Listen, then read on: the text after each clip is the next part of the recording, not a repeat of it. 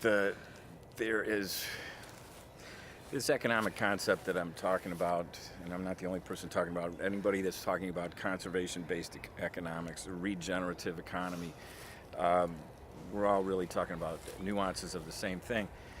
The thing is that if you look at economics as just a palette of possibilities, like an energy thing, and we have X amount of energy or Y amount of energy, and what we do with that energy. And since we've been running this economy on consumption and really consuming into the earth and using a lot of resources and creating all this stuff, but in our wake creating a lot of work. In a sense, a regenerative economy could feed off the excesses that have been created by the consumption economy. We can create tons of jobs repairing what we have been doing and replacing it. For example, like on a large scale, the guys like Allan Savory are going out to areas of the world where it's on the verge of becoming a desert, and they are letting it flow in the other direction. They are regreening. I'm not sure if they're all the way to regreening deserts. That would be the hope too, because if we're going to save our sorry little butts down here on Earth, it's going to be all about growing green plants as much as possible. This is for so many reasons. One, that's your soil conservation, which becomes your water conservation, and then that links into the air quality, and then you feed that back into the rest of the system and start running a clean system. But it all starts with green plants, which will also, if those of us that are concerned about warming, I would have said don't worry about it before. Let's do the obvious. We are causing the sixth extinction on this planet by our inertia and our concept of economics and energy. So we've been doing that, and every biologist on the planet will agree with that. That we should be focused on regenerating the water, the soil, the air, and cleaning up the environment, so that we can reestablish the ecological fabric, which will support any kind of life in general, but which supports a true economy. There's your fiscally balanced economy, one that's focused on regenerating and conserving the habitat for its inhabitants, which would be us.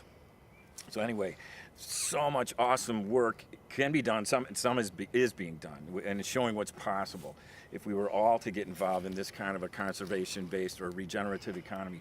There's so much work, and like what Allan Savory is doing, where they are doing this on like 4 continents.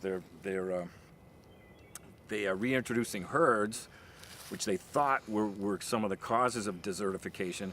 And they found out after 100 years of thinking about it, they were wrong.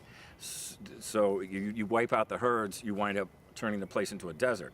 So going to these zones that are almost on the verge of being a desert, you bring in the right kind of herds, and I can't speak to that, but you allow them to gather, and they feed on whatever's there.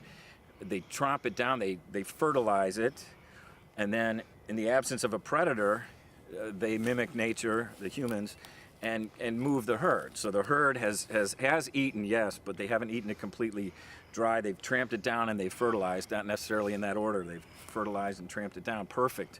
So that next year, that comes back better. The area where they just grazed comes back better. They move on. They do this across this whatever region they're in. They can undesertify the land and take it to the Greenville. Now, Greenville reverses your equations with regard to greenhouse gases and oxygen production. It's like, it's basically economics and this energy concept.